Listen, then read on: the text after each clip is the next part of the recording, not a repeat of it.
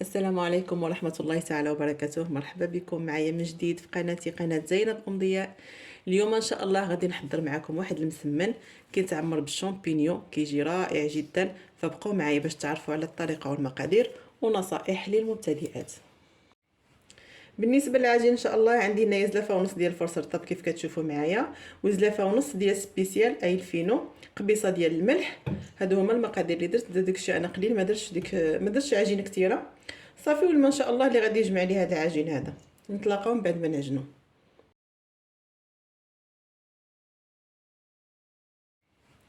بالنسبه للعجين ان شاء الله عندي هنايا زلافه ونص ديال الفرص رطب كيف كتشوفوا معايا، وزلافه ونص ديال سبيسيال اي الفينو، قبيصه ديال الملح. هادو هما المقادير اللي درت داكشي انا قليل، ما درتش عجينه كثيره صافي. والما ان شاء الله اللي غادي يجمع لي هذا العجين هذا. نتلاقاو من بعد ما نعجنو. هنا خديت شامبينيون نوار كيف كتشوفوا معايا، درته في المطايب وكنخليه مزيان حتى كيتطلق. وحتى لو كانوا فيه كانت فيه شي رمله ولا شي حجر ولا شي حاجه كينزل لتحت صافي. نخليه يزيد يتطلق، ومن بعد غادي نصفيه نغسلو مزيان ونقطعو في الهشوار. العجينه ديالنا هي هذه كيف كتشوفوا معايا، خليتها ارتاحت مزيان غادي نخليها على جنب. دابا غادي ندوزو للحشوه ان شاء الله. عندي هنايا حبه ديال البصله كبيره، انا قطعتهم في الهشوار. اما حكوهم الا ما كانش عندكم الهشوار حكوهم في حكاكه غليظه اولا قطعوهم قطع رقيقه. عندي هنا حبه ديال البصله، عندي هنايا نص حامضه مصيره، حبه ديال الكورنيشو كبيره اولا جوج صغار، نص كاس ديال الزيتون اسود. عندي هنا جوج حبات ديال الخيزو صغار مقطعين حتى هما في الهشوار. عندي هنايا جوج ديال لي ساشي ديال شامبينيون نوار. هنا عندي حبه ديال الكورجيت اللي هي القرعه الخضراء، وحبه ديال الفلفله حمراء، وهنا شويه ديال المعدنوس. هذه هي الساشيه ديال الشامبينيون نوار، صيبت انا جوج من هادو. غادي نبداو على بركه الله. اول حاجه غادي نديرو هي البصله. غادي نرد البصله تقلى مع واحد شويه ديال الزيت حتى يتقلى هادشي كامل. عاد ديك الساعه غادي نضيف العطريه.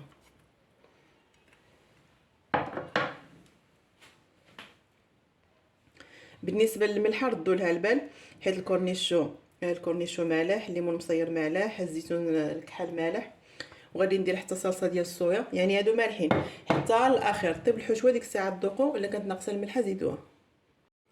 بالنسبه للتوابل اللي هي العطريه، انا ما غاديش نضيف العطريه اللي عندي هاد العطريه هادي شاريها ديال الحوت جاهزه، فيها قشور د الحوت، فيها بزاف ديال انواع د العطريه، فيها اوراق سيدنا موسى، وعندي هنا الزعتر. نتوما الا ما كانش متوفره عندكم هاد العطريه هذه ديال الحوت غادي ديروا شويه د الكمون، شويه ديال التحميره، شويه ديال الزنجبيل، شويه ديال الخرقوم، وشويه ديال الابزار. هذا ما كان صافي. ولا كانت متوفره عندكم حتى نتوما هاد العطريه هذه شروها من عند العطار، سميتها العطريه ديال الحوت.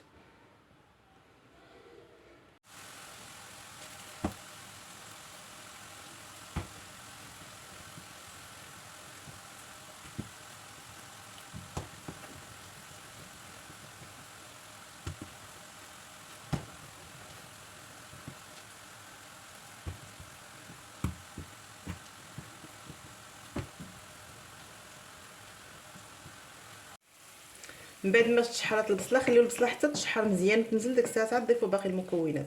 اهم حاجه عندي هي طيب البصله، اما الاخرين واخا يبقاو نص طيبه ماشي مشكل. صافي كيف كتشوفوا معايا غادي نضيف دابا كلشي دقه واحده ونردهم عاوتاني يتشحروا.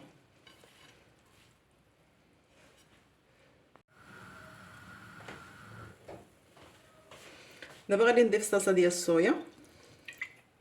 ضروري الحشوه خليوها حتى تنشف، ضروري تنشف مزيان. ناخذ هاد الزعتر، الا كانت عندكم حتى الصلصه ديال السمك ديروها، انا ما متوفراش عندي.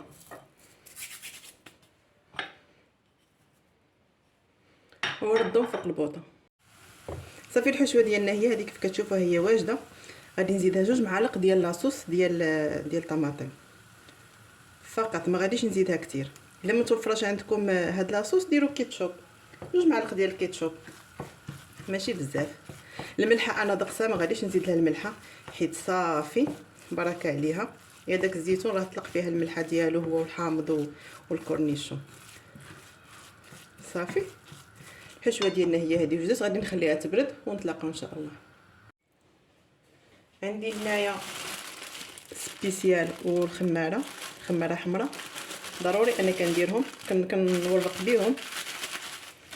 عندي هنايا الزيت، زيت الزيتون وشويه ديال الزبده، غير واحد المعلقه ماشي بزاف. غادي نبداو على بركه الله ندهنوا سطح العمل بالزيت. هذه زيت المائده عاديه.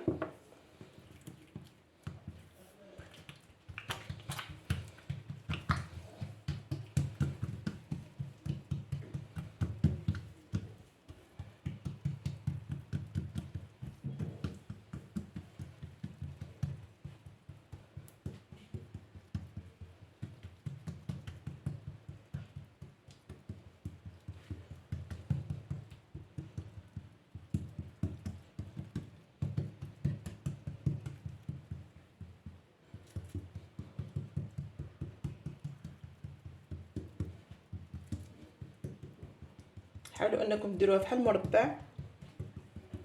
دابا غادي ندهنها بالزيت الزيتون وديك شويه ديال الزبده، وغادي ندير سبيسيال والخماره اللي درت. هكا كيجيو احسن ما ديروهم غير بالزيت. غادي نجيب الموس وغادي نقطع كيف كتشوفوا معايا. الطريقه ديالي المعتمده دائما.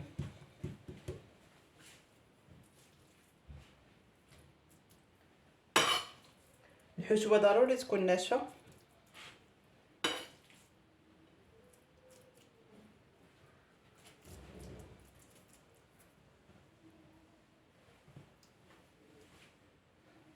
الفيديو راه واضح.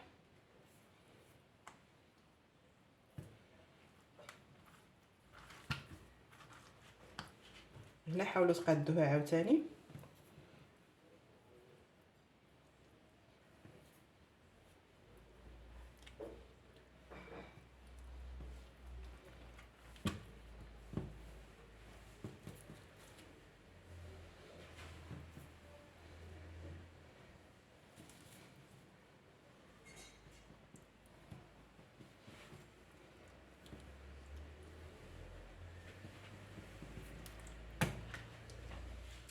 بالنسبه للمبتدئات واللي منهم بنتي حتى هي، بالنسبه شنو غادي ديروا ملي تجيو تورقوا؟ غادي تجيبوا واحد بابي كويسون وتقطعوا واحد المربع، دهنوه بشويه بالزيت حيت ما غاديش تعرفوا تهزوهم. من الاحسن ديروا هذه الطريقه هذه تجيكم سهله. صافي نجيبوا المسمنه ديالنا ونطلقها السمك اللي بغيت. فهاد الاثناء هذه راه عندي المقله راه كتسخن.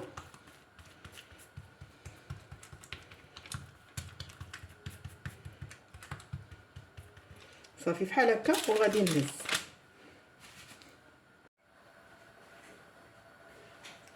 المقله هي كتسخن، غادي ندير واحد شويه ديال الزيت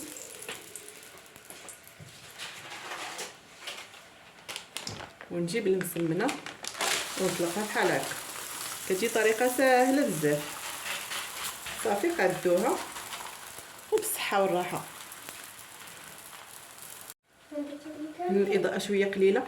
المهم قبل ما تطيب هانتوما غير تبدا تبوق بحال هكا في الجنب، جيبوا واحد السباتيل وقلبوها. ما تجهدوش العافيه، خليوها مهيله.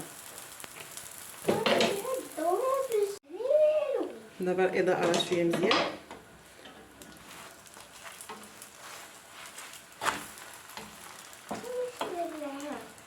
ملي كنورقوهم بديك السبيسيال والخميره كيجيو مورقين حسن. نتمنى تجربوهم ويعجبوكم.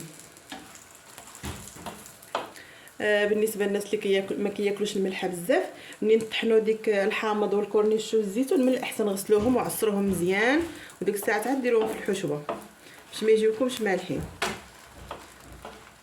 نصيحه اخرى للمبتدئات، ماشي بالضروري تقيدوا بالحشوه. ما عندكمش فلفله مثلا ما ديروهاش، ما عندكمش الخيزو ما ديروهش، ما عندكمش اللي عندكم ديروه. ماشي بالضروره تكون عندك داكشي كامل باش ديري نتيا المسمن. صافي حيت بنتي كتبقى تسولني هاد الاسئله هادو، داكشي علاش كنقول لكم فحال هكا. والناس اللي ما عزيزش عليهم الحامض بزاف ما يديروش نص حامضه، يديروا غير ربع حامضه. هو راه كيجي محمر مزيون، غير دابا الاضاءه شويه ناقصه وصافي كيبان بحال الابيض تقرميشه.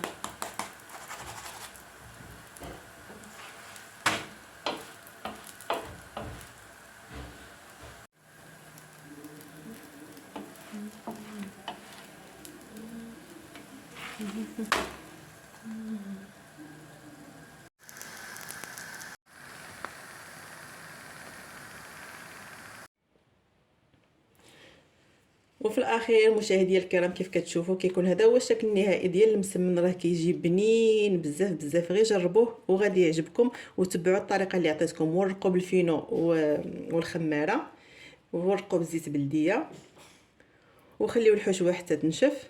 تلقوها على بابي كويسون، وان شاء الله غادي ينجح معكم وغادي يعجبكم. ما بقى لي غير نودعكم، دمتم في رعايه الله وحفظه، مع السلامه.